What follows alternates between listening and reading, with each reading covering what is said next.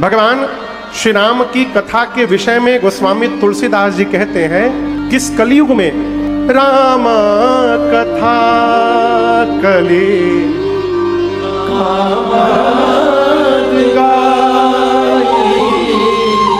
सुजना सजीवनी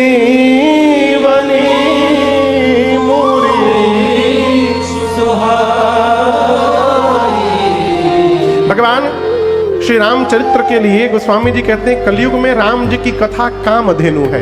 क्या है? का है? हाँ, बोला करिए। राम जी की कथा कलयुग में क्या है? कामधेनु।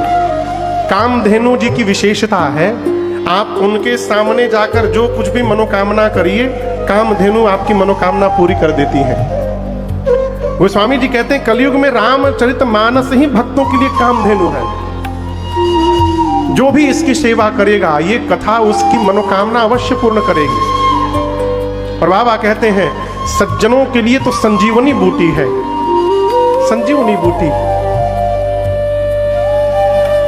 गाड़ी रखे हैं आप लोग? गाड़ी 4 चक्का 2 चक्का साइकिलों चल जाइए उसमें। हाँ रखे हैं ना? सर्विसिंग कराते हैं कितना दिन पर? 2 महीना 3 महीना 4 महीना 5 महीना, बहुत आलसी आदमी हो तो 1 साल कराते हैं ना? तो बोलिए यदि ना कराएं तो क्या होगा? गाड़ी धुआं फेंकने लगेगा, ब्रेक लगनेगा नहीं, क्लच प्लेट उसका खराब हो जाएगा, स्पीड उसमें क्या कहते हैं उसको, स्पीड नहीं पकड़ेगा, गति नहीं पकड़ेगी गाड़ी। पिकअप। हाँ पिकअप। ये कब होगा? जब आप सर्विसिंग नहीं कराएंगे। हर 2-2 महीना पर सर्विस सेंटर में ले जाके सर्विसिंग कराएंगे तो आपकी गाड़ी स्मूथ चलेगी ना? उसी प्रकार ये जो मानव रूपी शरीर है ना, ये पंडाल समय माता मंदिर के प्रांगण में जो पंडाल लगा है, इस गाड़ी का 9 दिन के लिए सर्विस सेंटर खुला है। फ्री सर्विसिंग है। आइए 9 दिन में कथा सुन के इस गाड़ी का भी सर्विसिंग करा लीजिए, ना तो कब धुआं फेंक देगा हो कोनो भरोसा नहीं है। गोस्वामी जी कहते हैं सज्जनों के लिए राम जी की कथा संजीवनी बूटी है। संजीवनी बूटी किसको दी गई? लक्ष्मण भैया को। क्यों? वो मूर्छित थे। जिसको मूर्छा से चैतन्यता की ओर ले जाना हो उसको संजीवनी बूटी दी जाती है। आप कहिएगा महाराज हम तो बेहोश हैं नहीं, हम तो अच्छे खासे चल रहे हैं, खा रहे हैं, घूम रहे हैं, काम कर रहे हैं। यही चैतन्यता नहीं है।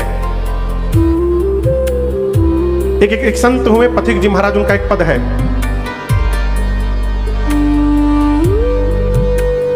किसी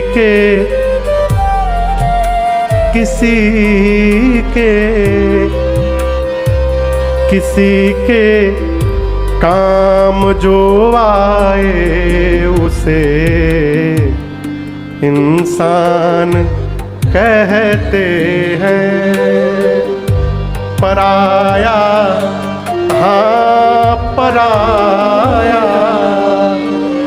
पराया दर्द अपनाए उसे इंसान कहते हैं।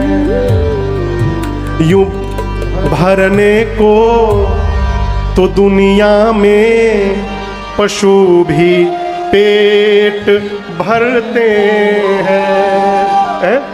यूं भरने को तो दुनिया में पशु भी पेट भरते हैं, परंतु जो बंदा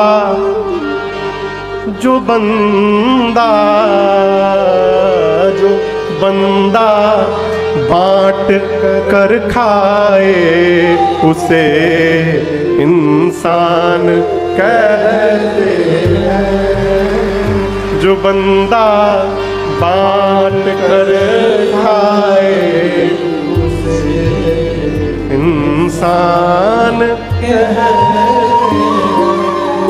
क्या हम इस प्रकार जी रहे हैं? अरे दूसरे को छोड़िए, अपने घर के लोग शत्रु दिखाई दे रहे हैं आजकल। बाहर के आदमी को लोग परिचय कराते हैं ये हमारे भाई जैसे हैं, और अपन भाई शत्रु दिखाई दे रहा है।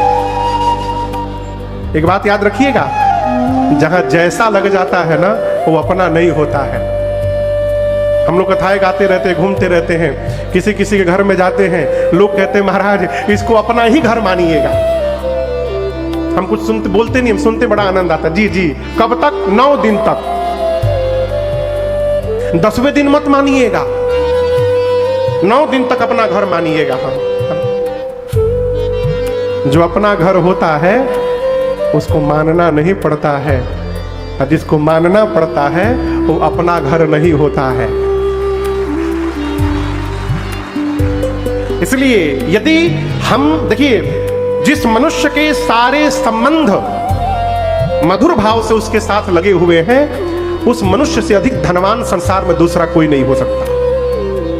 आप खरबपति क्यों ना होइए, यदि आपके अपने भाई से नहीं बन रही है, सगे संबंधियों से शत्रुता हो गई है, आपसे अधिक कंगला संसार में दूसरा कोई नहीं है।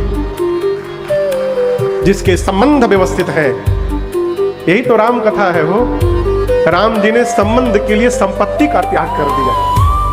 उसी आपको बताऊं, जब भगवान वापस अयोध्या लौटे हैं, लंका पर विजय प्राप्त करके पुष्पक विमान से, तो राम जी पुष्पक विमान से अयोध्या में उतरे। उसके बाद पुष्पक विमान को कुबेर के पास भेज दिए। इधर गुरुदेव भगवान वशिष्ठ जी, पूरा परिवार, पूरा समाज, पूरी अयोध्या राम जी के स्वागत के लिए आई है। समाज यहां खड़ा है, राम जी पंडाल के दूसरी छोर पर उतरे हैं, पुष्पक विमान को विदा किए और दौड़े हैं वहां से राम जी और लक्ष्मण जी। गोस्वामी जी कहते हैं धाई धरे गुर। धाई मने, धाई मने पागलों की भांति दौड़ने के लिए शब्द है धाई। राम लक्ष्मण जी दौड़ करके आकर गुरुदेव भगवान के चरणों में लिपट गए। धाई धरे गुर चरण सरोरुह। गुरु जी ने उठाकर दोनों भैया को गले लगाया है, आशीर्वाद दिया, कुशलता पूछी राम जी से। राम सब कुशल है ना? राम जी बोले गुरुदेव आपके श्री चरण का दर्शन प्राप्त हो गया, अब सब कुशल हो गया जीवन में। राम जी गुरु जी से मिलकर आए, फिर ब्राह्मणों को प्रणाम किए। यहां दर्शन करिए, जब तक राम जी गुरु जी को प्रणाम किए, ब्राह्मणों को, संतों को प्रणाम किए, भरत जी अपने जगह पर खड़े थे, भरत जी दौड़ कर नहीं गए। जब सभी ब्राह्मणों को प्रणाम कर लिया राम जी ने, अब भरत भैया ने दौड़कर राम जी को दंडवत किया है। भरत जी जाकर चरणों में लौटा आ गए राम जी के। आज भी भरत भैया उठ नहीं रहे थे। राम जी ने परवश उठाया भरत भैया को और उठा करके गले लगाया, और गले लगकर दोनों भैया बहुत रोए। आपसे मैं पूछ रहा हूं, यदि उस समय आप वहां रहते और जिस समय राम जी ने भरत जी को गले लगाया, इस दृश्य को देखकर आप आनंद में आते कि उदास हो जाते? बोलिए, आप प्रसन्न हो जाते कि उदास हो जाते? बोलिए, उदास हो जाते? हाँ, प्रसन्न हो जाते ना? पूरी अयोध्या प्रसन्न हो गई जब राम जी ने भरत जी को गले लगाया। लेकिन उस भीड़ में केवल 2 लोग थे जो उदास थे। कौन कौन पता है? एक विभीषण जी महाराज और दूसरे सुग्रीव जी महाराज। ये दोनों उदास खड़े थे। किसी ने पूछा कि सब लोग नाच रहे हैं, आप लोग दोनों क्यों उदास खड़े हैं? बोले आज जो समझ में आया है ना, कभी आया नहीं था। धन्य है ये दोनों भाई हैं जो भाई के लिए राज सत्ता का त्याग कर दिए, और एक हम भाई हैं जो अपने भाई को मरवा करके राजा बने हुए उनके जगह पर। कहां ये दोनों जी रहे थे और कहां हम जी रहे थे। संबंधों को बचाइए माई बाप। जो मनुष्य संबंधों को बचा के जी रहा है वो संजीवनी बूटी पी चुका है, और जिसके संबंध समाप्त हो रहे हैं उसको बचाने के लिए राम कथा रूपी संजीवनी यहां पर बहने आई है। पी करके संबंधों को बचाइए। रुपया आज है कल नहीं रहेगा, आज नहीं है कल हो जाएगा। संबंध समाप्त हो गया ना, फिर दोबारा जीवन में मिलने वाला नहीं है। और याद रखिएगा, रात को 12 बजे बीमार जब पड़िएगा तो रुपया हॉस्पिटल नहीं पहुंचाएगा, आपका संबंध यदि रहेगा तो संबंध आपको अस्पताल पहुंचाएगा। गोस्वामी जी कहते हैं सुजन सजीवनी मूरी सुहानी। सज्जनों के लिए ये राम जी की कथा संजीवनी बूटी है। ये गोस्वामी जी ने महिमा गाई। दूसरे घाट पर श्री याज्ञवल्क्य मुनि महिमा गाते हैं, कहते हैं महामोह महिषे सविशाला राम कथा कालिका कराला। कहते हैं ये जो मोह है, अच्छा 6 बीमारी है, आप लोगों को पता है? इस बीमारी का कोई वैक्सीन नहीं निकला अब तक। कोरोना का तो वैक्सीन बन गया, टीका आप लोग लगवाए हैं ना, कोरोना वाला? हाँ, हम लगवाए हैं। कोरोना का तो वैक्सीन बन गया, लेकिन इस 6 बीमारी का कोई वैक्सीन नहीं बना आज तक। कौन बीमारी? काम। दूसरा का बोलिए? क्रोध, अरे आप तो सब जानते हैं। तीसरा मोह, चौथा लोभ, पांचवा मद, छठा मत्सर, मत्सर यानी ईर्ष्या। ये 6 बीमारी है। और एक बात कहूं, यहां जितने लोग बैठे हैं इंक्लूडिंग मी, मुझे भी लेकर, कोई ये नहीं कह सकता माई का लाल कि हमारे पास ये 6 बीमारी नहीं है। सबके भीतर है। आप ये ना समझिएगा कि हम राम कथा गा रहे हैं तो हमारे भीतर काम क्रोध मद मोह लोभ नहीं है। बहुत है, बहुत है साहब। हम प्रवचन दे क्रोध मत करिए, क्रोध मत करिए, और यही सामने खड़ा होकर आप फोन पे बतियाइए, फिर देखिए हमारा क्रोध। हाँ? आयोजक कथा करा के दक्षिणा मत दे, फिर देखिए क्रोध। ये तो विनोद की बात है। वास्तविक स्तर पर आइए माई बाप, ऐसा कोई नहीं है जिसके भीतर ये बीमारी नहीं है। हाँ, किसी में काम अधिक है, बाकी सब कम है। किसी में लोभ अधिक है, बाकी कम है। किसी में ईर्ष्या अधिक है, बाकी दबा हुआ है सब में। सुर नर मुनि कौन आए, यही न मोह माया प्रभु। सुग्रीव जी राम जी से कहते हैं, प्रभु आपकी माया से बच जाना, विकार से बच जाना, ये किसी के बस की बात नहीं है। इन विकारों से तो वही बच पाएगा जिस पर भगवान की कृपा हो जाएगी, वो इनसे बच सकता है। अपने से कोई बचने वाला नहीं है। लेकिन हम आपसे कहें, इन 6 बीमारियों में सबसे खतरनाक जो बीमारी है उसका नाम है मोह। क्या नाम है? एक भाषा में कहें तो इन सभी बीमारियों की मम्मी है। अच्छा, अपने बेटे से मोह होता है कि पड़ोसी के बेटे से? हमारे गुरुजी कहते हैं, बाबू दूसर के लड़का कन्हैया ही काहे ना हो जाए, अपने कौने काम के। हम अपने लिए तो बकलोलवे कन्हैया जैसा है। तो अपने बच्चे से मोह है कि पड़ोसी के? अपने से मोह है। तो आप ये चाहेंगे कि हमारे लड़का के 99% नंबर आ जाए कि पड़ोसी के लड़का के आ जाए? अपने बच्चे का आ जाए। क्यों आ जाए? क्योंकि उससे मोह है। अब दर्शन करिए, मोह हुआ तो कामना ने जन्म लिया। पड़ोसी के बेटे के लिए कामना नहीं जगी, अपने बेटे के लिए जगी। क्यों? इससे मोह है। मोह के कारण किसने जन्म लिया? कामना ने। दूसर की बीमारी एंट्री मारी। अब आपने कामना कर दी, कामना यदि पूरी हो गई तो लोभ जन्म ले लेगा। 11 में 99 लाया है, अब 12 में 100% चाहिए। लोभ जन्म लिया कि नहीं लिया हो? कामना जहां पूरी भई, तीसर की बीमारी ने एंट्री मारी, लोभ। आ कामना पूरी नहीं भई तो लड़का के गिरा के गधा पिटाई, क्रोध।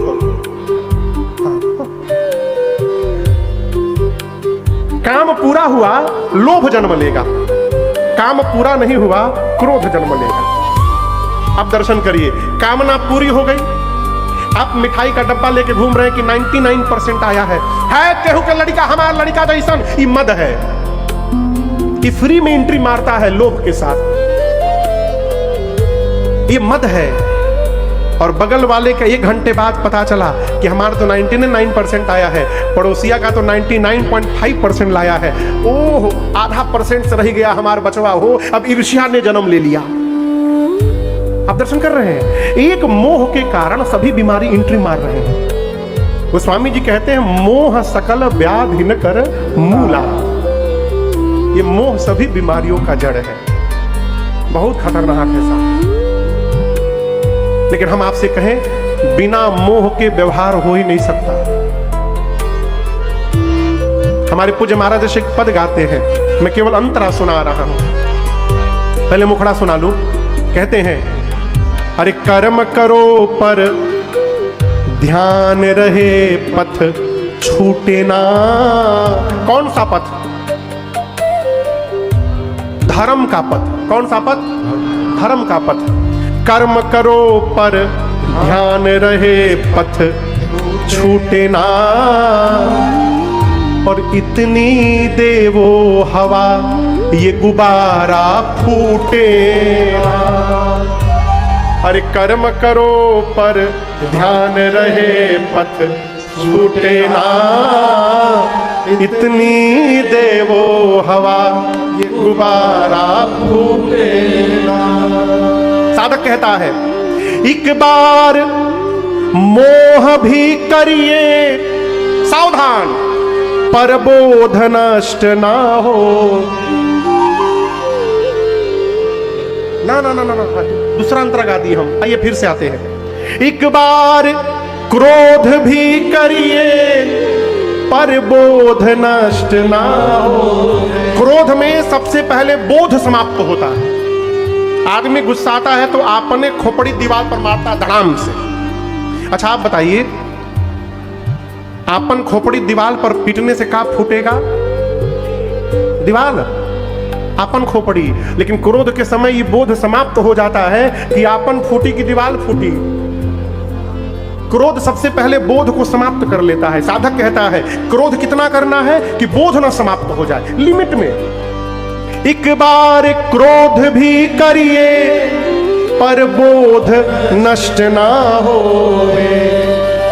स्वार्थ भी बुरा नहीं है, लेकिन कितना स्वार्थ करना है? औरों को कष्ट ना हो। लखनऊ में राम कथा चल रही थी। एक दिन प्रसादी में तस्मई बन गया। तस्मई समझते हैं? का खीर बढ़िया एकदम रबड़ी उबड़ी डाल के, केसर डाल के, का बड़ा थे। शुद्ध देशी गाय के दूध में बना खीर। जो प्रसाद लोग बांट रहे थे उसमें एक बुद्धिमान लोग थे। एक बाल्टी खीर मंच के नीचे छिपा के चले गए थे। सोचे जब बट उठ जाएगा तो घरे लेके चले जाएंगे। लेकिन वहां कोई मैनेजमेंट में उनके भी गुरुजी थे। वो जब बाल्टी मंच के नीचे छिपा के बाहर गेट पर प्रसाद बांटने लगे तो वो बाल्टी दूसर बाल्टी में खनिया के और बाल्टी खूब बढ़िया धो के पोंछ के उसी तरह मंच के नीचे लगा के खीर अपना घरे लेके चले गए। जब भाई साहब प्रसाद बांट लिए तो सबके जाने के बाद आए, बाल्टी निकाले तो बाल्टी तो खाली, धो पोंछ के एकदम चमका के रखा गया है। अब प्रवचन शुरू हो गया। कथा में भी आकर लोग चोरी करते हैं, बताओ क्या कथा उनको फायदा करेगी? आप क्या कर रहे थे? आप क्या परमार्थ किए थे? एक बार क्रोध भी करिए पर बोध नष्ट ना होवे। स्वार्थ भी बुरा नहीं है, औरों को कष्ट ना होवे। जीव कोई रूठे ना, इतनी देवो हवा गुब्बारा फूटे ना। अब महापुरुष मोह पर कहते हैं बिन मोहन फेरी जाए इस जगत कर्म की माला। बिना मोह के आप व्यवहार कर ही नहीं सकते। बतिया बुझाता? बिन मोहन फेरी जाए इस जगत कर्म की माला। सावधान, पर मोहन इतना करिए दे जगा द्वेष की ज्वाला। अंत में निगाह तक उठे ना, इतनी देवो हवा मोह समाप्त हो जाए असंभव। मोह इतना ही करना है कि द्वेष जन्म न ले ले।